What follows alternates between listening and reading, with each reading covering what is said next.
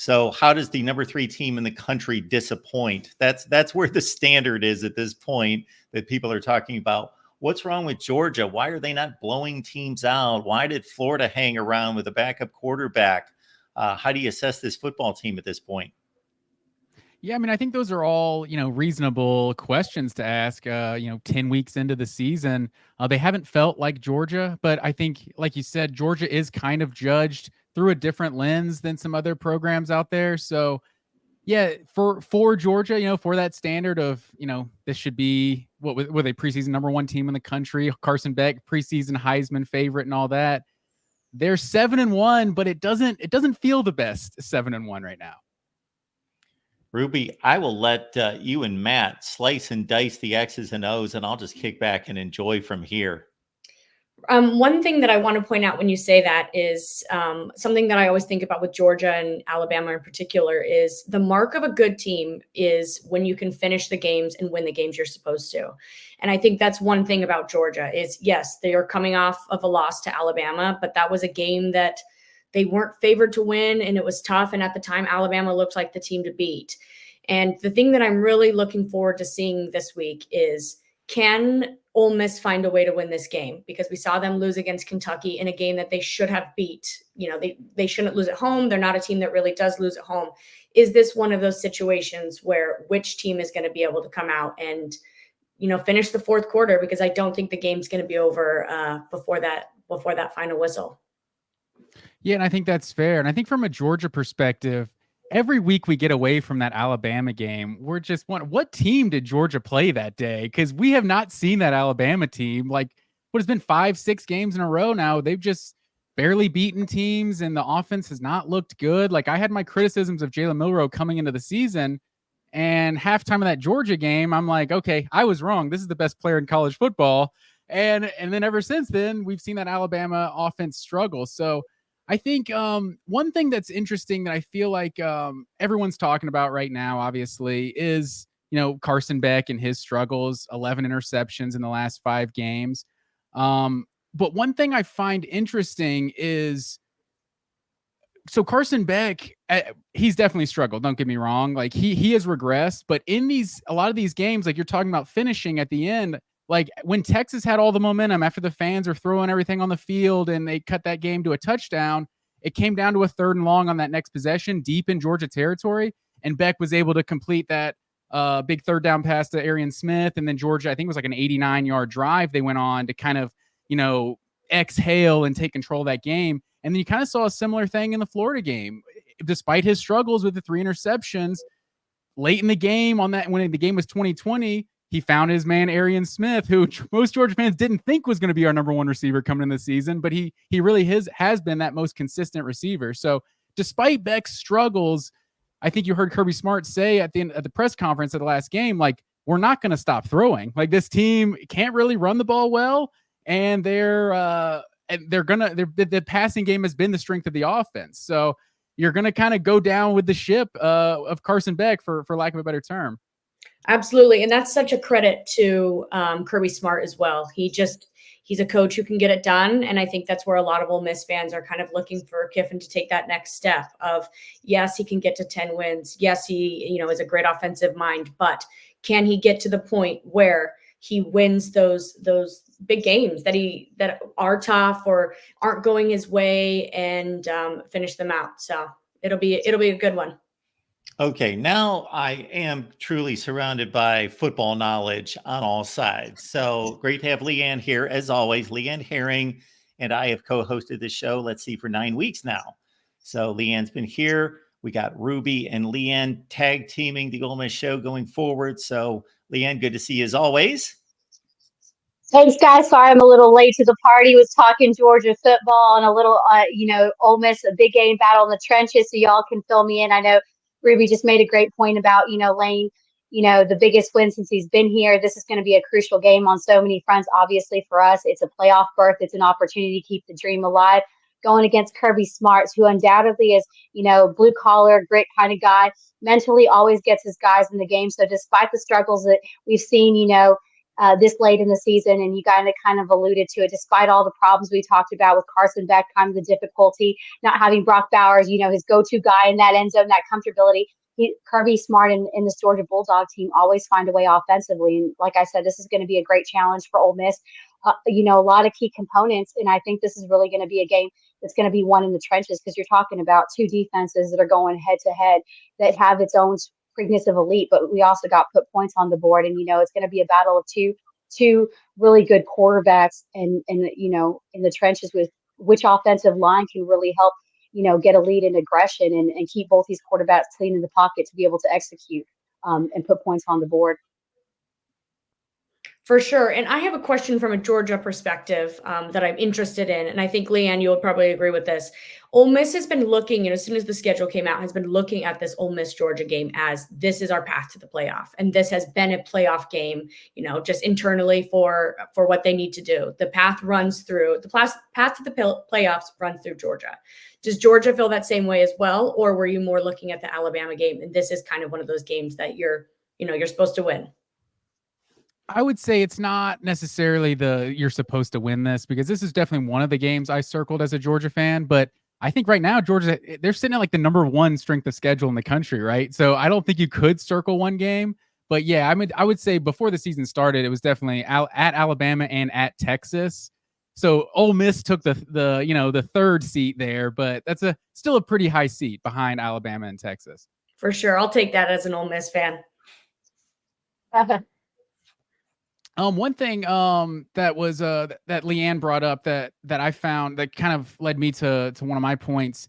What I find interesting about this game, this is probably the first Georgia game of the season where the opponent feels like the team under more pressure. Like with Kirby Smart teams, they're just kind of always the one under pressure. Like we had to live with the 1980 stuff for I don't know how long. You couldn't get excited about any season because then the rival fans talk about 1980. Like this right now, we went to that Alabama game with this is Alabama's Georgia's daddy, right? And Kalen DeBoer is the new coach. You can't let the new guy come in and beat you after Saban's dominated you for so long. And unfortunately they did. And the same with Texas. Texas was kind of the new kings of the SEC kind of being anointed. And Georgia was the one that kind of that was under the pressure to step up to that the table. So with Lane Kiffin and his reputation in big games versus top 25 versus top 10 teams, and like you said, with the two losses they already have, this is Ole Miss's season on the line on Saturday. Oh, undoubtedly. And you brought up a really good point. I don't know if you guys touch on this. As far as what do you think the Georgia game plan is going to be here? Do you think they get aggressive early, try to take some shots against the secondary? Where do you think that Kirby Smart, because Kirby Smart is just meticulous in being able to break down a team. And he's one of the best coaches at adapting and adjusting. Ole Miss has adapted and adjusted, but against Kirby Smart and that coaching staff, that's going to be a real difficulty. So how do you think Georgia approaches this game to be able to control this game early? Because it's going to be a close one. Vegas has it 2.5, 2-point spread. So, this is a close one. So clearly they're giving credit where credit is due. But like I said, Kirby Smart comes in here and that staff, they played in big impact games where, like Ruby mentioned, Lane Kiffin's has not played in these kind of games with this kind of team. So what kind of approach do you think Georgia takes to be able to take control of this game earlier? How do you see Kirby Smart calls this game, and where are they going to, try to capitalize on Ole Miss strengths and weaknesses? I think at the end of the day, it comes down to how this defense plays, because you've seen now, because I think that's Georgia's biggest advantage coming to this game is they are battle tested with going on the road at Alabama, going on the road at Texas. And you saw two very different games take place, and the difference was the defense. You saw Carson Beck throw 3 interceptions in both games. One of them you were down 28-0 at one point. The other one you basically dominated for 4 quarters. So Texas made it close, but I think with how just dominant Georgia's team was defensively in that performance, like that gave you a lot of confidence. But at the same time, that defensive performance versus Texas kind of feels like the outlier. So I don't think we've seen Georgia look like 2021, 2022 Georgia defense most of the season, except for that game versus Texas. But I think like we were kind of alluding to earlier, like Georgia wants to be able to run the ball. Like that's what Kirby Smart, that's where kind of he's, his philosophy, but they just haven't. Like the Texas game is probably the best they ran the ball this year, and ETN had a big game, and he left the Florida game, and I think is questionable, but I think he's likely to play, but he's dealing with a rib injury right now. So Georgia wants to run the ball, but I think they've kind of accepted the fact that the Carson Beck in this offense, like that's how they're going to be the most explosive. So we've seen Ole Miss's secondary at times give up some big plays. I think that's probably the way Georgia's still going to have to, live or die with Carson Beck. One of the things that you brought up that's so important is, and I also a little bit of trauma as an Ole Miss fan, is it seems to be that these really good teams who have had problems, in this circumstance, Georgia's running game, they tend to figure it out against Ole Miss. And I'm hoping in this situation that isn't the case, but I think on Ole Miss's path to victory is going to be continuing to stop the run and containing Trevor Etienne, because if he gets going, and obviously the other offensive weapons that Georgia has, it's going to be a really long night for an otherwise really good Ole Miss defense that has played very well and has the players who can make the big plays, and especially with Carson Beck's interceptions this year. I think it's all really going to depend on Ole Miss's defensive line. Yeah, and I think that's fair. I think there's this narrative, I think, about Georgia that we kind of don't know what Georgia team we're getting week in and week out. I found it interesting, and I think a lot of it's based on Carson Beck, because the interceptions, like you can lose to anybody if your quarterback's throwing 3 interceptions, but Georgia's actually scored between 30 and 41 points 5 weeks in a row. They're actually the only team in the SEC that has 5 30-point games in conference play this year. No one else actually. I think Ole Miss only has one 30-point game in conference this year. So, and it was they doubled up. It was like 60 they just put on Arkansas, and that kind of makes Ole Miss's offense look a little better than I think it has in the first few weeks, because they have the number 1 scoring offense in the SEC when you just look at against SEC competition, but they were 11th coming into last week for that Arkansas game. So there's been as good as Lane Kiffin's offenses typically are, I'm not sure if this is which Ole Miss, if we're getting an elite offense, if we're getting the kind of the one that scored 17 points against Kentucky. I'm not sure that exact score off the top of my head. 13-12, right? Was it 13? Oh, that was Georgia. Georgia did only score 13 against Kentucky. I thought you were that's talking fair. about the Georgia game.